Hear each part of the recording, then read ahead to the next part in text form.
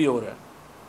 यहाँ पे prime minister के ऑफिस की फ़ोन टैप्स हो रहे हैं, सुप्रीम कोर्ट के जजेस, हाई कोर्ट के जजेस, उनको लग रहा है कि कोई प्रॉब्लम ही नहीं है, कि जो मर्ज़ी हो जाए, हम कौन सा इस दुनिया में तो हम रहते ही नहीं हैं। उसके बाद और जब अपना 97 का केस हुआ था तो सारी सुप्रीम कोर्ट फुल कोर्ट बैठी थी और उन्होंने कहा था ये नहीं होना चाहिए। हमने सुप्रीम कोर्ट में ट्रांसक्रिप्ट लगा के दिए हुए हैं, वो केस जो है अभी तक उसका केस जो है वो नहीं लगा। तो मेरा ये ख्याल है कि हमें अगर अपने इदारों को, ख़ुसूसन जो हमारे गैर मुंतखब इदारे हैं, अगर पाकिस्तान में स्टेबिलिटी चाहिए, हमें पाकिस्तान को हमने एक रिस्पेक्टेबल मुल्क बनाना है, तो उन्हें अपने इलेक्टेड ऑफिसेज़ की इज़्ज़त करनी पड़ेगी। ये नहीं हो सकता कि पाकिस्तान के अनइलेक्टेड ऑफिसेज़ पाकिस्तान के इलेक्टेड ऑफिसेज़ को जूते की नोक पे रखें। कल जो आर्मी चीफ़ ने वहाँ पे बड़ी ये भी अच्छी बात कही और उन्होंने कहा कि डेमोक्रेटिक इंस्टीट्यूशंस की और जो हमारी जमहूरियत है उसकी इज़्ज़त करनी चाहिए और हिफाजत करनी चाहिए, उसको अमली जामा पहनाने की ज़रूरत है। This is a very very important statement I would say, और इस स्टेटमेंट को आगे बढ़ाने की ज़रूरत है। पाकिस्तान के असल जो वारिस हैं वो पाकिस्तान के अवाम। पाकिस्तान हमने कोई एक जद्दोजहद थी, लेकिन जमहूरी जद्दोजहद के नतीजे में पाकिस्तान जो है वो बना था, और जमहूरी जद्दोजहद के नतीजे में ही पाकिस्तान ने आगे बढ़ना है।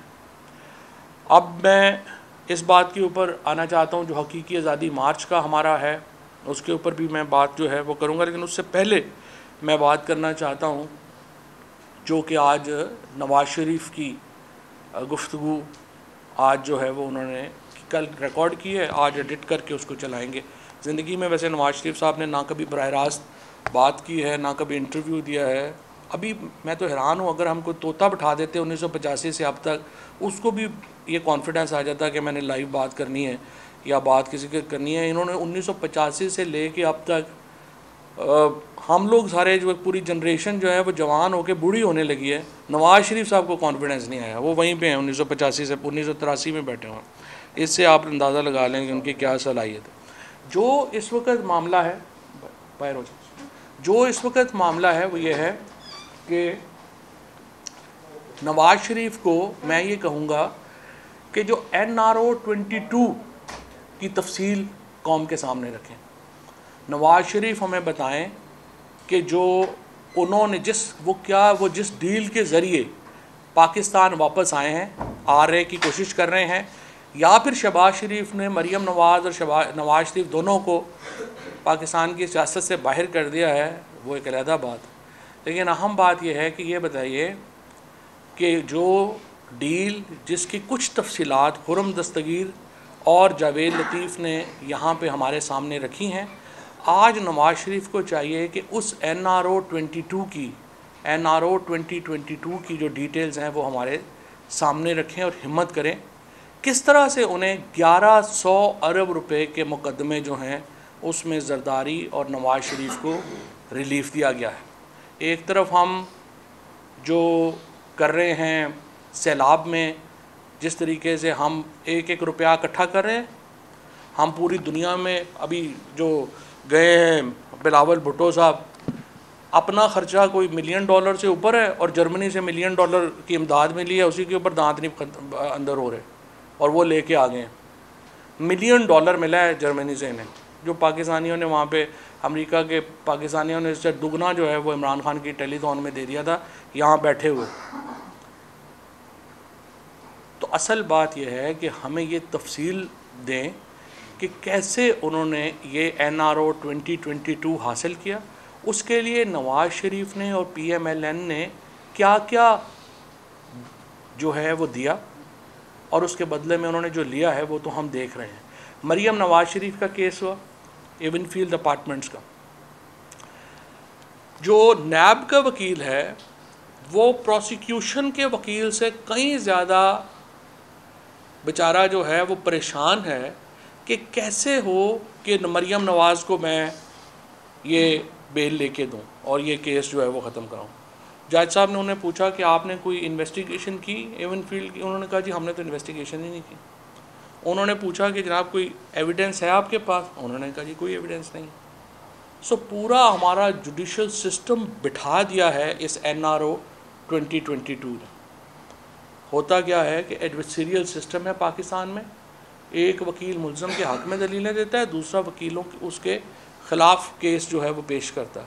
यहाँ पे जो मुखालफ वकील है वो भी ख़ुद मुल्ज़म अपॉइंट कर रहा। अब यही ड्रामा कल FIA की कोर्ट में हुआ, जहाँ शहबाज शरीफ और हमज़ा शहबाज के 24 अरब रुपए का केसेस जो हैं वो पेंडिंग है। 14 अरब रुपए का एक केस पेंडिंग है, 10 अरब रुपए का एक केस पेंडिंग। केस क्या है? केस ये है कि यहाँ से तकरीबन 6000 अकाउंट्स डिटेल जो ट्रांजैक्शंस हैं उनके ज़रिए ये पैसे पाकिस्तान से बाहर भेजे गए। पाकिस्तान से बाहर, पाकिस्तान में ये पैसा वापस कैसे लाया गया? एक मंजूर पापड़ वाला है जो कि पापड़ बेचता है एक बेचारा रेडी के ऊपर।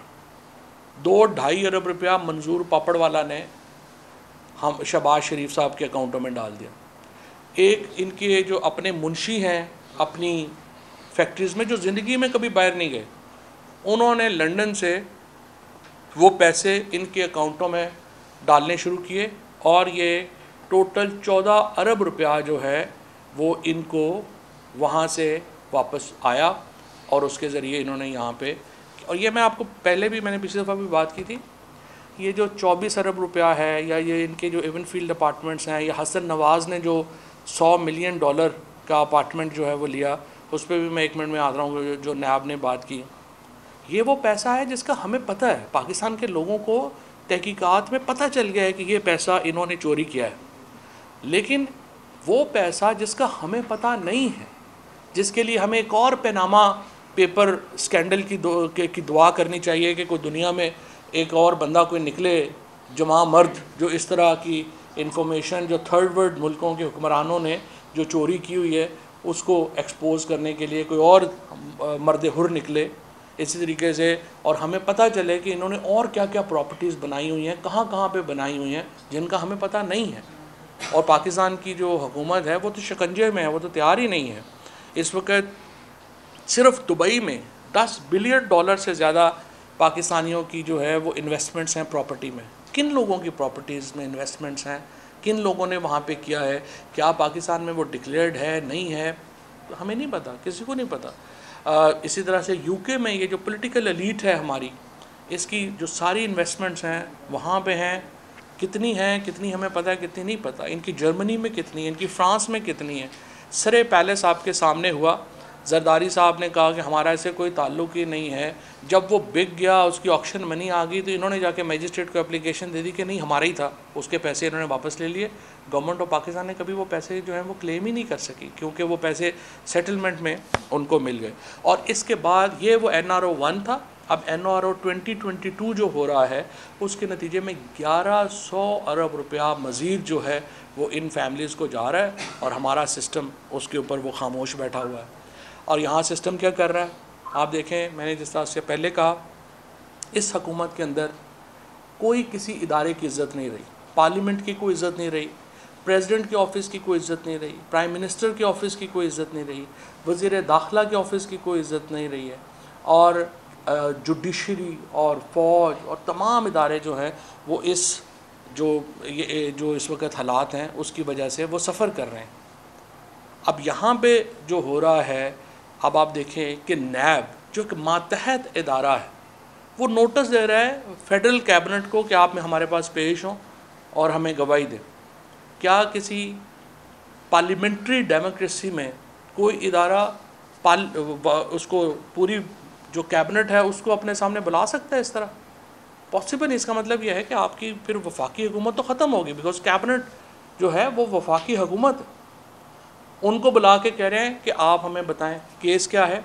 हसन नवाज़ साहब ने एक अली रियाज मलिक, जो रियाज मलिक साहब के साहिबजादे हैं, उनसे एक अपार्टमेंट लिया। उस अपार्टमेंट के उन्होंने $100 मिलियन अली रियाज मलिक ने उनको पे किए। उसके ऊपर एक नेशनल क्राइम एजेंसी जो है उसने तहकीकात शुरू की कि $100 मिलियन जो है वो कैसे वहाँ पे आया। और उसके बाद एक आपस में उनकी सेटलमेंट हो गई। सेटलमेंट में आके उन्होंने वो पैसे जो हैं वो जो सुप्रीम कोर्ट का हुक्म था पाकिस्तान में उसको भिजवा दिए, और उसकी कंडीशन ये दी कि इसको आप डिस्क्लोज़ नहीं करेंगे जो भी हमारी डिटेल्स हैं उसमें। अब हुकूमत जो पार्ट है रियाज़ मलिक साहब वाला और अली रियाज़ मलिक का, वो तो बार बार ये बात कर रहे हैं। हमें ज़रा नवाज़ शरीफ और शहबाज शरीफ और आज जो प्रेस कॉन्फ्रेंस है उसमें मरीम नवाज़ या नवाज़ शरीफ बताएं ना, हसन नवाज़ के वो क्या अपना वो किस रॉयल फैमिली का पड़पोता है कि वो $100 मिलियन जो है वो अपार्टमेंट, एक अपार्टमेंट के जो है वो ले रहा है।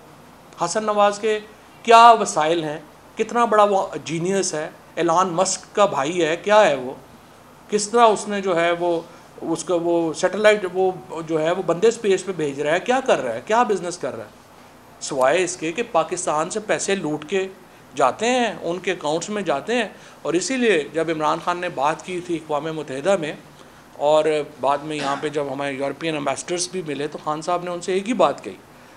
इमरान खान ने कहा देखें आप रोते हैं कि यहाँ पे लोग इमिग्रेशन पे चले जाते हैं वहाँ पे और इलीगल इमिग्रेशन आपका बड़ा मसला बना हुआ है, क्यों लोग यहाँ पे कश्तियों पे डूबते हैं। यहाँ पूरा हमारा गुजरांवाला, रावलपिंडी डिवीज़न, गुजरात, झेलम, ये सारे लोग बेशुमार जो हैं ये इमिग्रेशन में बेचारे जो हैं वो जाते हैं कश्तियों में, रास्ते में गोलियाँ लग जाती हैं, उनके साथ फ्रॉड हो जाते हैं इमिग्रेशन के। क्यों जाना पड़ता है? हम इसलिए जाना पड़ता है कि सारे जो वसाइल हैं हम जैसे मुल्कों के, थर्ड वर्ल्ड कंट्रीज़ के वसाइल जो हैं वो चले जाते हैं फर्स्ट वर्ल्ड में, और फर्स्ट वर्ल्ड में वहाँ पे ये सांपों की तरह उसके ऊपर बैठ जाते हैं। अब नवाज़ शरीफ वहाँ पे बैठा हुआ है और अरबा रुपए की उनकी प्रॉपर्टीज़ है। क्या बरतानवी हुकूमत ने उसको कहा है कि आप जनाब यहाँ पे बैठे हुए हैं, ये पैसा कहाँ से आया था? क्या आपके 1970 में तो जब आपकी एक फैक्ट्री थी 7 भाइयों की, 1980 में तो आपके पास कुछ भी नहीं था, तो ये आप प्राइम मिनिस्टर बनने के बाद अचानक अरबा रुपए के आप मालिक कैसे बन गए? उनको क्या ज़रूरत है? वो तो नहीं पूछेंगे, उनके तो पैसे वहाँ पे आ रहे हैं। इसी तरीके से जो बाकी मुल्क हैं वो नहीं। अच्छा, जब तीसरी दुनिया का पैसा फर्स्ट वर्ल्ड में चला जाता है सारे का सारा, तो फिर फर्स्ट वर्ल्ड के लोगों के पास इकोनॉमिक अपॉर्चुनिटी नहीं रहती। वो क्या करेंगे? वो बाहर ही जाएंगे, क्या करेंगे और क्या करेंगे? इसलिए इमरान खान ने ये कहा था अक़वाम मुत्तहिदा में कि ये ख़ुद फर्स्ट वर्ल्ड के इंटरेस्ट में है कि आप वसाइल की डिस्ट्रीब्यूशन में अपना किरदार अदा करें। और अब भी हम जो हमारा ये जो फैक्ट आई पैनल है United nation general secretary general साहब का, उसको हम बड़ा हर जगह उठाते हैं। ये हुकूमत तो जब से आई है इसने तो उसके ऊपर बात ही नहीं की है। अब इसहाक डार तो नहीं बात करेगा कि जनाब जो इलीगल पैसा है वो पाकिस्तान को वापस किया जाए, जिसका अपना पैसा सारा जो है वो बाहर पड़ा हुआ है। और इसहाक डार साहब की अपनी हालत इस वक्त ये हुई है, परसों उन्होंने कह दिया कि वो हम मूडी को देख लेंगे। वो मूडीज़ था जिसने हमारी जो डाउनग्रेड किया पाकिस्तान का डेट सिनेरियो। वो इसहाक डार समझे थे कि वो नरेंद्र मोदी कह रहा है, उनको ये भी नहीं पता था। उन्होंने कहा मूडीज़ को मैं देख लूँगा। बाद में उनको ख्याल आया कि मूडीज़ को देखना ज़रा मुश्किल है। तो ये तो इनकी इस वक्त जो है हालत है। इकॉनमी के ऊपर तो मैं अभी जा ही नहीं रहा, जो उसके हालात है, जो इस वक्त जो सिचुएशन है। बहरहाल मैं ये समझता हूँ कि आज जिस किस्म की सिचुएशन है इसमें सिवाय इसके कि हम हकीकी आज़ादी मार्च की तरफ बढ़ें और हल नहीं। अब हकीकी आज़ादी मार्च की जो डेट है वो मैं आपको सिर्फ एक चीज़, बहुत सारे जो हमारे दोस्त हैं उनकी क्लैरिटी के लिए बताना चाहता हूँ कि हकीकी आज़ादी मार्च में इस्लामाबाद की तरफ आना एक इवेंट है।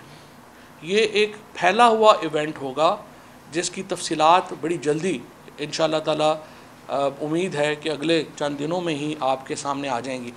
एक इन्होंने जो इलेक्शंस की डेट जो है पहले 16 अक्टूबर रख दी, अब उससे फ़रार हो रहे हैं। अब हमें इलेक्शन कमीशन को भी हमने देखना है, क्योंकि इलेक्शन कमीशन भी तो माशाल्लाह अहकामात उधर ले रहा है। जब मैं इदारों की डिटेरिएशन की बात कर रहा था तो जिस इदारा जो बिल्कुल ही मेरा ख्याल है ज़मीन के अंदर ही घुस गया है वो इलेक्शन कमीशन ऑफ पाकिस्तान है, जिसका इतना बुरा हाल हुआ है। तो हमें जो इम्पॉर्टेंट बात यह है कि हमने देखना है इन इलेक्शंस के ऊपर जो फैसला है वो इंशाअल्लाह ताला हम किसी वक्त भी उसकी जो तफसीलात हैं वो उसकी आज भी मीटिंग है और कल भी मीटिंग है। इंशाअल्लाह अगले 2-3 दिनों में उसकी जो तफसीलात हैं, जैसा मैंने आपसे पहले कहा, एक इवेंट नहीं है, ये कई इवेंट्स का एक मजमा है, इज्तिमा है। कई जो हमारे इवेंट्स हैं वो इकट्ठे होके हकीकी आज़ादी मार्च बनेंगे। और हकीकी आज़ादी मार्च का मकसद सिर्फ़ एक है, वो ये है अवाम की इज़्ज़त बहाल करना।